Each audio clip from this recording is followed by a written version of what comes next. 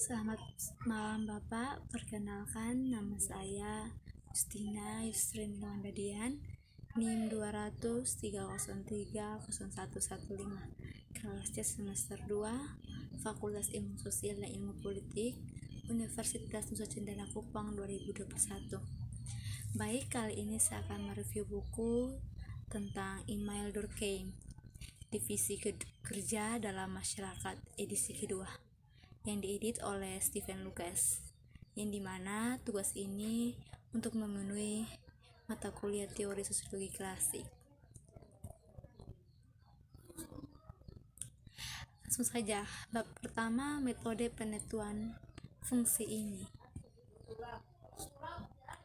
Kata fungsi digunakan dalam dua cara yang berbeda. Kadang-kadang itu menunjuk pada sistem gerakan hidup, terpisah dari efeknya. Di lain waktu itu mengungkapkan hubungan yang sesuai yang ada antara gerakan-gerakan ini dan kebutuhan tertentu organisme. Jadi kita berbicara tentang fungsi pencernaan atau penafsaran. Tetapi kita juga mengatakan bahwa pencernaan memenuhi fungsi mengontrol, menyerapkan cairan atau zat padat ke dalam organisme yang dimaksudkan untuk memperbaiki kerugiannya. Kami juga mengatakan bahwa respirasi memenuhi fungsi memasukkan ke dalam jaringan hewan gas yang diperlukan untuk menopang kehidupan. Dalam pengertian kedua inilah kami bermaksud istilah tersebut. Jadi untuk menanyakan apa fungsi dari pembagian kerja adalah untuk menyelidiki kebutuhan yang berhubungan dengannya. Setelah pernyataan ini dipecahkan, kita akan dapat melihat apakah kebutuhan itu sama dengan kebutuhan yang sesuai dengan aturan perilaku lain yang karakter moralnya tidak perlu dipersoalkan. Jika kita memilih istilah ini, itu karena istilah lain tidak tepat atau ambigu. Kita tidak dapat menggunakan tujuan atau tujuan dan berbicara tentang tujuan pembagian kerja. Karena itu akan menganggap pembagian kerja ada demi hasil yang akan kita tentukan. Menggunakan hasil atau efek juga tidak dapat memuaskan kita karena tidak ada gagasan korespondensi yang muncul. Di sisi lain, istilah peran atau fungsi memiliki keuntungan besar untuk menyiratkan gagasan tersebut. Yang penting bagi kami adalah mengetahui apakah korespondensi ini ada dan dalam apa isinya, dan bukan apakah korespondensi itu ada sudah diramalkan sebelumnya atau bahkan sudah dirasakan belakangan. Baik kapasitas produktif dan keterampilan pekerja itu adalah kondisi yang diperlukan untuk perkembangan intelektual dan material masyarakat. Itu adalah sumber peradaban. Selain itu, karena kita dengan mudah menganggap nilai absolut dari peradaban, bahkan tidak terpikir oleh kita untuk mencari fungsi yang berbeda. Bab yang kedua, solidaritas mekanis atau solidaritas berdasarkan kesamaan. Ikatan solidaritas sosial yang sesuai dengan hukum yang reprensif adalah salah satu yang putusnya merupakan kejahatan.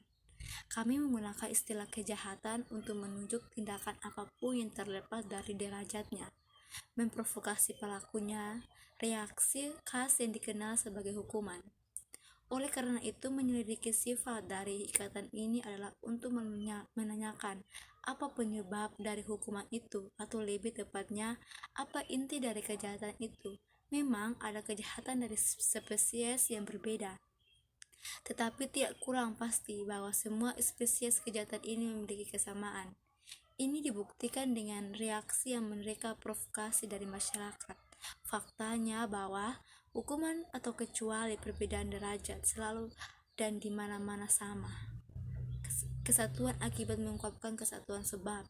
Tidak diragukan lagi, kemiringan esensial tidak hanya ada di antara semua kejahatan yang diatur dalam undang-undang atau orang masyarakat, tetapi di antara semua kejahatan yang diakui seperti itu dan dihukum di berbagai jenis masyarakat. Tidak peduli betapa berbedanya tindakan yang disebut kejahatan ini, pada pandangan pertama, mereka pasti memiliki beberapa dasar yang sama. Secara universal, mereka menyerang kesadaran moral bangsa dengan cara yang sama, dan secara universal menghasilkan konsekuensi yang sama. Bab yang ketiga, solidaritas yang timbul dari divisi pemburuan atau solidaritas organik. Sifat dari sanksi restitutif cukup untuk menunjukkan bahwa solidaritas sosial yang sesuai dengan undang-undang itu adalah jenis yang sama sekali berbeda. Ciri khas dari sanksi ini adalah bahwa itu bukan penembusan tetapi hanya pemulihan status quo ante. Penderitaan yang sebanding dengan pelanggaran tidak ditimpakan kepada orang yang melanggar hukum atau gagal untuk mengakuinya. Dia hanya dikutuk untuk tunduk padanya. Jika tindakan tertentu telah dilakukan, hakim mengembalikan ke tindakan yang seharusnya. Dia mengucapkan apa hukum itu, tapi tidak berbicara tentang hukuman. Dimage diberikan tidak memiliki karakter hukuman, hanya cara mengembalikan waktu untuk memulihkan masa lalu. Sejumlah mungkin keadaan normalnya memang benar bahwa Tarde percaya bahwa ia telah menemukan sebanyak hukum pidana perdana dalam pemberian biaya yang selalu ditanggung oleh pihak yang kalah. Namun, dalam pengertian ini, istilah tersebut tidak lebih dari sebuah nilai metaforsis. Agar ada hukuman, setidaknya harus ada beberapa proporsionalitas antara hukuman dan kesalahan. Dan untuk yang satu hal, harus menetapkan dengan tepat tingkat keseriusan kesalahan. Bab yang keempat, kemajuan pembagian kerja dan kebahagiaan. Apa yang menyebabkan pembagian kerja berkembang? Tidak diragukan lagi, tidak ada pertanyaan untuk menemukan satu formula tunggal untuk menjelaskan semua kemungkinan bentuk pembagian kerja. Rumus seperti itu tidak ada. Setiap kasus tertentu bergantung pada penyebab khusus yang hanya dapat ditentukan dengan penyelidikan khusus. Masalah yang kami ajukan kurang luas. Jika saya mengabaikan berbagai bentuk pembagian kerja yang disumsikan sesuai dengan kondisi ruang dan waktu, faktanya umum tetap bahwa pembagian berkembang secara teratur seiring berjalannya sejarah. Fakta yang tentunya bergantung pada sebab yang juga konstan, sebab-sebab yang akan kita selidiki. Penyebab ini tidak dapat terdiri dari representasi mental sebelumnya, dari efek yang dihasilkan oleh pembagian kerja dengan berkontribusi pada pemeliharaan keseimbangan masyarakat. Ini adalah efek samping yang terlalu jauh untuk dipahami oleh semua orang, dan sebagian besar pikiran tidak menyadarinya. Manapun itu hanya bisa mulai menjadi jelas ketika pembagian kerja sudah sangat maju.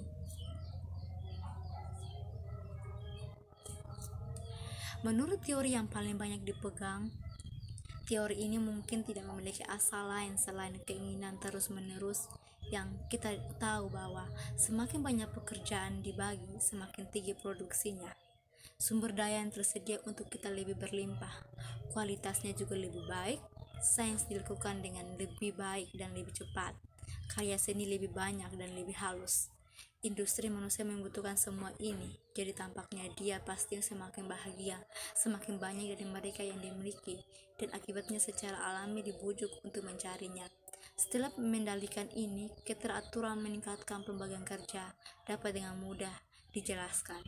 Dikatakan bahwa kombinasi keadaan yang sangat mudah untuk dibayangkan telah menyadarkan manusia akan beberapa keuntungan ini, sehingga mereka berusaha untuk memperluas pembagian kerja lebih jauh lagi untuk memperoleh manfaat maksimal darinya. Bab 5, penyebab. Jadi dalam variasi tertentu dari lingkungan sosial, kita harus mencari penyebab yang menjelaskan kemajuan pembagian kerja. Hasil diuraikan di buku sebelumnya memungkinkan kita untuk segera mengetahui terdiri dari apa saja variasi ini. Kita memang telah melihat bahwa struktur yang terorganis dan akibatnya pembagian kerja berkembang secara teratur ketika struktur segmenter lenyap. Karena itu hilangnya ilmiah yang menyebabkan perkembangan ini. Alternatifnya yang terakhir mungkin menjadi penyebab dari yang pertama. Impotensi terakhir ini tidak dapat diterima karena kita tahu bahwa pengaturan segmenter merupakan hambatan yang tidak dapat diatasi bagi pembagian kerja, dan bahwa peraturan tersebut pasti tidak menghilang, setidaknya sebagiannya. Agar pembagian kerja dapat muncul, itu hanya dapat dilakukan ketika pengaturan itu tidak diragukan lagi. Begitu ada pembagian kerja, ia dapat berkontribusi untuk mempercepat hilangnya. Tetapi hanya menjadi jelas setelah pengaturan segmental sebagai surut. Efek berkreasi atas penyebabnya, tetapi tidak sebagai akibat, berhenti menjadi akibat. Jadi reaksi yang diberikannya adalah reaksi sekunder. Artinya, oleh karena itu peningkatan pembagian kerja disebabkan oleh fakta bahwa segmen sosial kehilangan individualitasnya, sehingga partisi yang membagikannya menjadi lebih permeabel. Bab 6. Ketidakpastian progresif dari kesadaran bersama dan penyebabnya. Faktor sekunder. Kami melihat di bagian pertama karya ini bahwa kesadaran kolektif melemah dan menjadi kabur seiring dengan perkembangannya pembagian kerja. Bahkan karena ketidakpastian progresif, inilah pembagian kerja menjadi penyebab utama solidaritas. Karena kedua fenomena ini telah sedemikian rupa, tidaklah tidak berguna untuk menyelidiki penyebab kemunduran ini. Jadi dilakukan lagi dengan mendemokrasikan kelaturan kemunculannya. Kami tidak secara langsung menetapkan bahwa hal itu pasti bergantung pada beberapa kondisi dasar evolusi sosial. Tetapi kesimpulan dari buku sebelumnya ini akan menjadi dasar evolusi sosial yang lebih terbantahkan jika tidak dapat menemukan apa kondisi ini. Pertanyaan ini lebih dari itu terkait erat dengan pertanyaan yang sedang kita hadapi saat ini. Kami baru saja menunjukkan bahwa kemajuan pembagian kerja disebabkan oleh tekanan yang lebih kuat yang diberikan oleh unit-unit sosial terhadap satu sama lain, yang memaksa mereka untuk berkembang dalam arah yang kurang lebih berbeda. Tapi setiap saat tekanan ini diteralkan oleh tekanan balik yang diberikan kesadaran kolektif pada setiap kesadaran individual.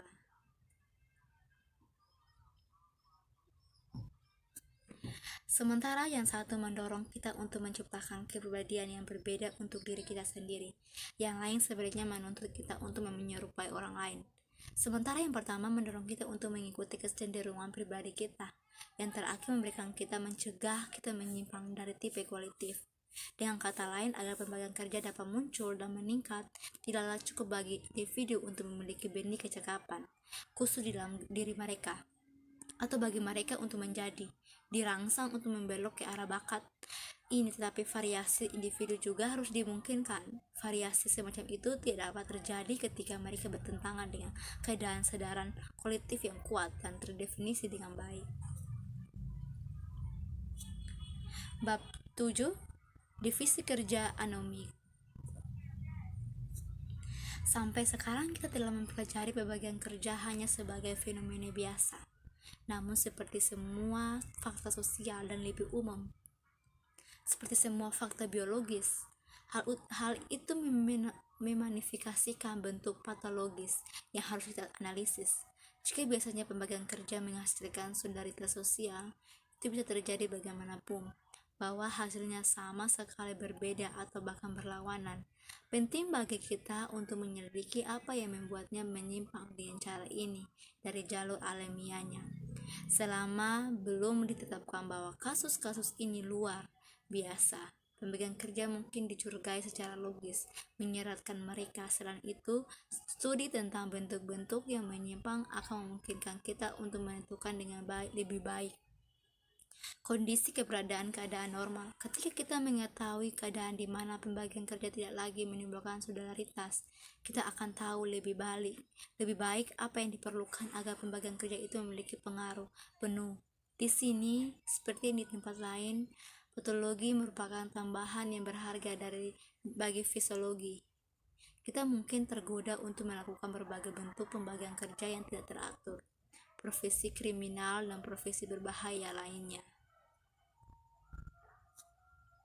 Bab 8. Divisi kerja paksa.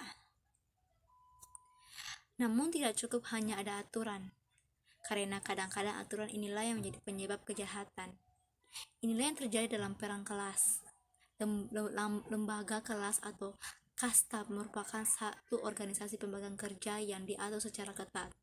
Namun hal itu seringkali menjadi sumber pertikaian, karena kelas bawah tidak atau tidak lagi puas dengan peran yang telah jatuh kepada mereka oleh adat atau hukum.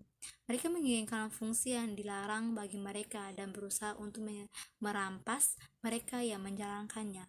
Karena perang saudara yang muncul dari cara kerja yang dibagikan.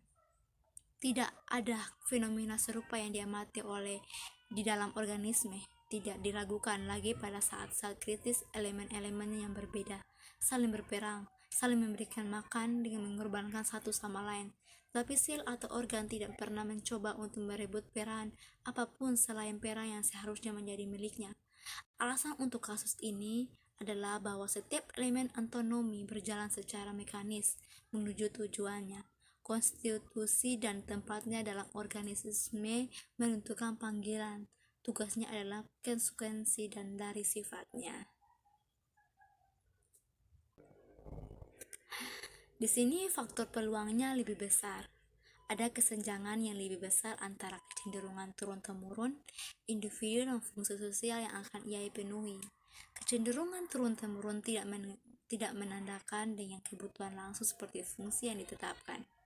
Lapangan ini terbuka untuk coba dan diskusi, serta untuk permainan bebas dari sejumlah penyebab yang mungkin membuat sifat individu menyimpang dari jalur normalnya, sehingga menciptakan keadaan patologis. Karena organisasi lebih fleksibel, organisasi juga lebih sensitif dan dapat menerima perubahan. Kita tentu saja tidak ditakdirkan sejak lahir hingga membentuk pekerjaan tertentu apapun. Tapi kita memiliki selera dan bakat yang membatasi pilihan kita. Jika tidak diperhitungkan, jika mereka terus-menerus frustasi dalam pekerjaan kita sehari-hari, kita menderita dan mencari cara untuk mengakhiri penderitaan itu. Tidak ada solusi selain mengubah tatanan yang sudah ada dan membuat yang baru. Bab 9, bentuk abnormal lainnya. Masih ada satu bentuk abnormal terakhir untuk dijelaskan. Ini sering terjadi dalam konferensial industri atau jenis usaha lainnya yang fungsinya didistribusikan sedemikian rupa sehingga mereka gagal untuk memberikan ruang lingkup yang memadai untuk kegiatan individu. Jelas sekali bahwa ada pemborosan upaya yang disesatkan. Meskipun kita tidak perlu membahas aspek ekonomi dari fenomena tersebut di sini, yang seharusnya menarik bagi kami adalah fakta lain yang selalu menyertai pemborosan ini, yaitu kurangnya koordinasi fungsi-fungsi ini. Kita tahu bahwa dalam bisnis di mana setiap karyawan memiliki pekerjaan yang cukup untuk menduduki dia, kegiatan yang buruk terorganisasi dan operasi singkatnya, solidaritas melonggarkan cekramannya dan muncul ketidaksesuaian dan kekacauan. Di Istana Keasiran Romawi Timur, fungsinya sangat terspesialis, namun hasilnya benar-benar keadaan anarki. Jadi ada kasus di mana pembagian kerja meskipun sangat berkembang menghasilkan integrasi yang sangat tidak sempurna. Menggoda. Bagaimana ini muncul? Sangat menggoda. Untuk menjawab bahwa kurang adalah sejenis organ pengatur, barang pengelola, penjelasan seperti itu hampir tidak memuaskan karena seringkali keadaan sakit seperti ini pekerja manajemen mengendalikan itu sendiri. Oleh karena itu, agar kejahatan lenyap tidak cukup hanya memiliki semacam mekanisme pengaturan, itu perlu dilakukan dengan cara tertentu. Karenanya kita harus tahu bagaimana itu akan dilakukan. Tugas utama seorang pemimpin yang cerdas dan pengalaman adalah menghapus pekerjaan yang tidak berguna dan mendistribusikan pekerjaan sedemikian rupa sehingga setiap individu akan cukup sibuk, sehingga meningkatkan aktivitas fungsional setiap pekerja. Kemudian ketertiban akan muncul lagi secara spontan dan pada saat yang sama pekerjaan akan diatur lebih ekonomis. Sekian dan terima kasih.